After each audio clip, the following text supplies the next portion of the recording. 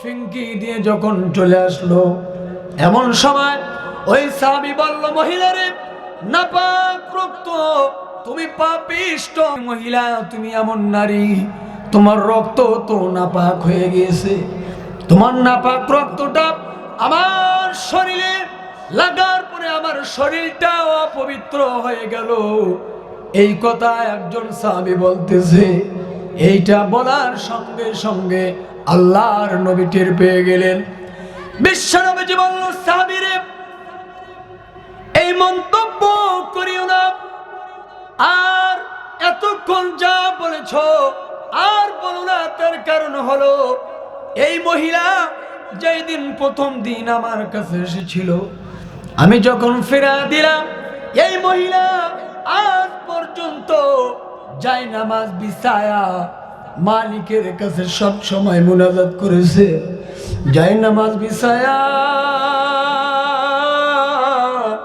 আল্লাহকে বলেছে, রব্বুল আলামিন, আমি বড় পাপী, আমি বড় গুনাহগার, আমি ভুল করেছি, অন্যায় করেছি, আল্লাহ মেহেরবানি করে আমাকে মাফ করে দাও। বিশ্বনবীজি বলল, সাহাবীরে এই মহিলার তওবা আল্লাহর দরবারে কবুল হয়ে গেছে। আল্লাহু আকবার বলেন।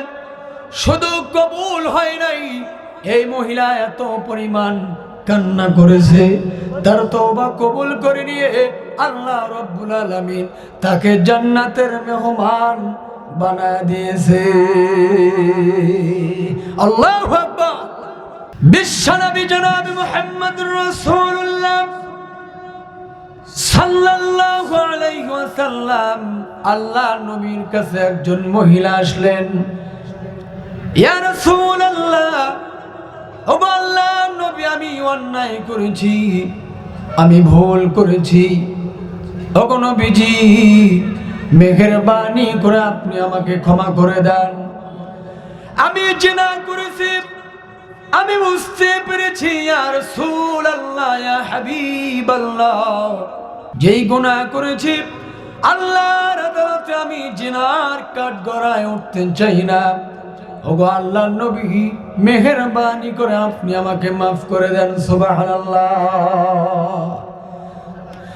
আল্লাহর নবী বললেন, মহিলারে তুমি কি জানো না, বিবাহ করার আগে যদি কেউ জিনার কাজ করে তার শাস্তি হলো একটা, আর যদি বিয়ের পর জিনা করে তার শাস্তি হলো ডবল। এ মহিলারে, তুমি বিয়ের পরে জিনা করেছো, হে মহিলা, তোমার শাস্তি হবে, অনেক বেশি শাস্তি হবে। মহিলা বললেন, যত শাস্তি হোক না কেন মাথা পেতে নেব। ওগো আল্লাহর নবী, এই অপরাধ নিয়ে আল্লাহর কাছে যেতে চাই না। মারহাবা। মহিলা নবীজি কি বললেন, ইয়া রাসূলুল্লাহ, ওগো আল্লাহর নবী, আমি জিনা করার পরে আমার গর্ভে সন্তান এসে গিয়েছে। আল্লাহর নবী বললেন, মহিলা, তুমি তো জিনা করেছো, অন্যায় করেছো, তুমি শাস্তি পাবে, কিন্তু তোমার পেটের সন্তান সে তো কোনো অপরাধ করে নাই, সুতরাং এই সন্তান যতদিন পর্যন্ত দুনিয়ায় জন্মগ্রহণ করবে না ততদিন পর্যন্ত তোমার বিচার হবে না। সুবহানাল্লাহ।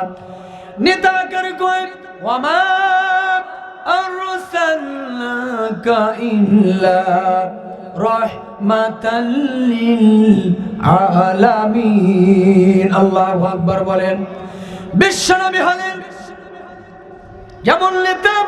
মহিলা কি বললেন, মহিলারে যতদিন পর্যন্ত এই সন্তান দুনিয়ায় আসবে না ততদিন পর্যন্ত তোমার বিচার হবে না। দেখেন ইসলাম কি শিক্ষা দেয়। আল্লাহর নবী এই কথা বলার পরে মহিলা চোখের পানি গুলো ছেড়ে দিয়া কান্না শুরু করে দিলেন। ওগো আল্লাহর নবী, এখান থেকে আমি চলে যাব।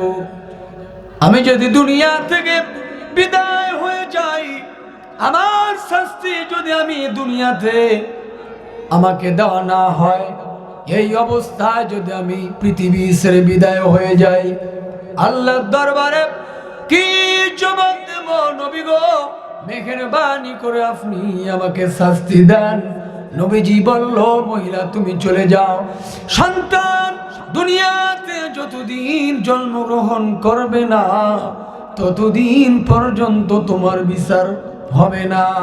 আমাদের সমাজে হলে দেখবেন অসহায় গরিব ঘরের কোনো ছেলে যদি একটা মেয়ের হাত ধরে সেটা ধর্ষণ হয়ে যায়, আর সম্ভ্রান্ত পরিবারের যুবক যদি কোনো মেয়েকে ধর্ষণ করে সেটা ধর্ষণ হয় না। ঠিক না ঠিক? মুসলমান সমাজ এরকম আছে না নাই?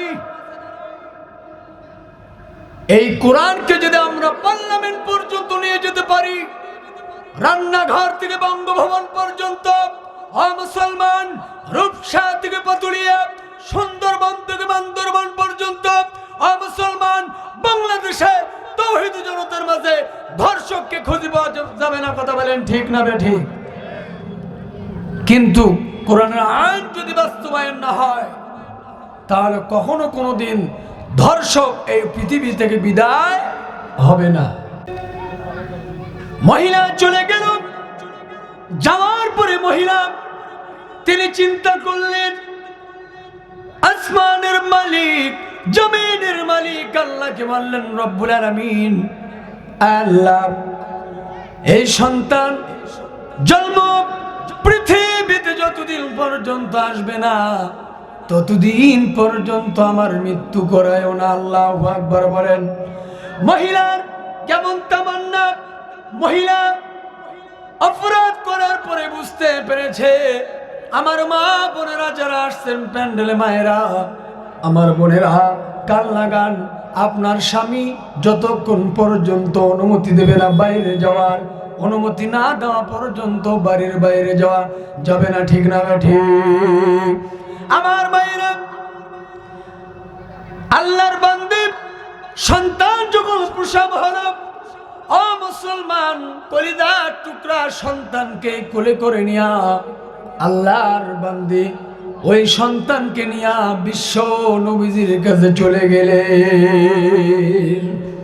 ইয়া রাসূলুল্লাহ, ওগো আল্লাহর নবী, আমার সন্তান দুনিয়াতে আসছে, আমি সন্তানকে নিয়ে আসছি। নবী গো, মেহেরবানি করে আপনি আমার বিচার এখন ফয়সালা করে দেন। আল্লাহর নবী বলল, মহিলারে, এই ছোট্ট মাসুম বাচ্চা এখন পর্যন্ত নিজে কিছু খাইতে পারে না। ও মহিলারে, 2.5 বছর পর্যন্ত তোমার স্তনের দুধ খাওয়া তার হক আছে। মহিলা, তুমি এখান থেকে চলে যাও আর সন্তানকে নিয়ে যাও, তোমার বিচার এখন হবে না। মনে রাখো, এই সন্তান যতদিন পর্যন্ত নিজের হাতে খাইতে পারবে না ততদিন পর্যন্ত তোমার বিচার হবে না।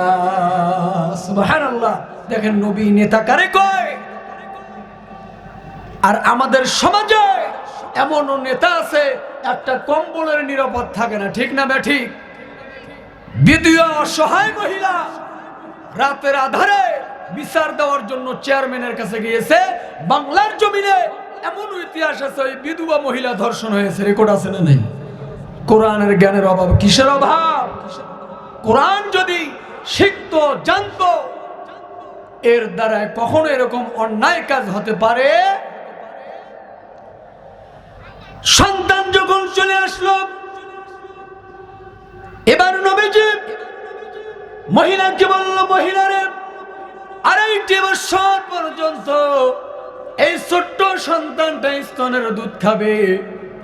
আমার ভাইয়েরা, ইসলাম কি শিক্ষা দিলেন সুন্দরভাবে দেখেন। আল্লাহর বান্দী চলে যাওয়ার পরে সন্তানকে যখন নিয়ে আসলেন, সন্তান নিজের হাতে খাইতে পারে।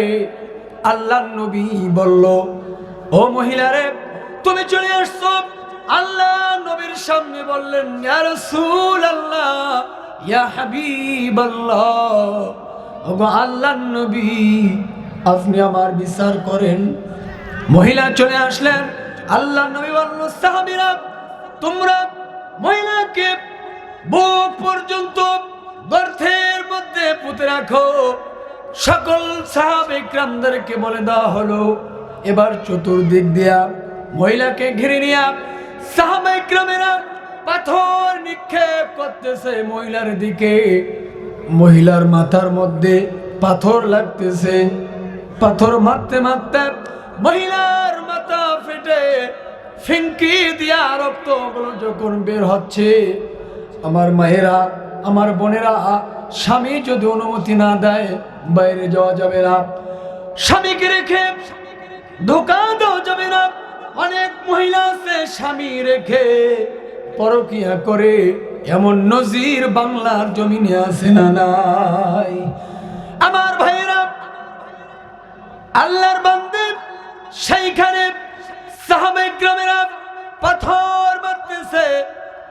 একজন সাহাবীর গায়ে রক্ত ফিনকি দিয়ে যখন চলে আসলো, এমন সময় ওই সাহাবী বলল, মহিলারে, নাপাক রক্ত, তুমি পাপিষ্ট মহিলা, তুমি এমন নারী, তোমার রক্ত তো নাপাক হয়ে গিয়েছে। তোমার নাপাক রক্তটা আমার শরীরে লাগার পরে আমার শরীরটা অপবিত্র হয়ে গেল। এই কথা একজন সাহাবী বলতেছে। এইটা বলার সঙ্গে সঙ্গে আল্লাহর নবী টের পেয়ে গেলেন। বিশ্বনবীজি বলল, সাহাবীরে, এই মন্তব্য করিও না, আর এতক্ষণ যা বলেছ আর বলো না। তার কারণ হলো, এই মহিলা যেই দিন প্রথম দিন আমার কাছে এসেছিল, আমি যখন ফেরা দিলাম, এই মহিলা আজ পর্যন্ত যাই নামাজ বিছায়া মালিকের কাছে সব সময় মুনাজাত করেছে। যাই নামাজ বিছায়া আল্লাহকে বলেছে, রব্বুল আলামিন, আমি বড় পাপী, আমি বড় গুনাহগার, আমি ভুল করেছি, অন্যায় করেছি, আল্লাহ মেহেরবানি করে আমাকে মাফ করে দাও। বিশ্বনবী বলল, সাহাবীরে, এই মহিলার তওবা আল্লাহর দরবারে কবুল হয়ে গেছে। আল্লাহু আকবার বলেন। শুধু কবুল হয় নাই, এই মহিলা এত পরিমাণ কান্না করেছে, তার তওবা কবুল করে নিয়ে আল্লাহ রাব্বুল আলামিন তাকে জান্নাতের মেহমান বানায় দিয়েছে। আল্লাহু আকবার। তাহলে আমাদের জীবনে গুনাহ আছে না নাই? মনোযোগ দিয়ে শুনবেন। মুসলমান, ওয়াজ শুনতে এসেছেন, শোনার পরে আমরে জিন্দেগি যদি কাজে লাগাইতে না পারেন, এই শীতের দিন ঠান্ডা চলতেছে বর্তমান, বাড়ি থেকে এখানে এসে যদি কোনো কাজ না হয়, এসে কোনো লাভ নাই। ঠিক না বেঠিক? ঠিক না বেঠিক?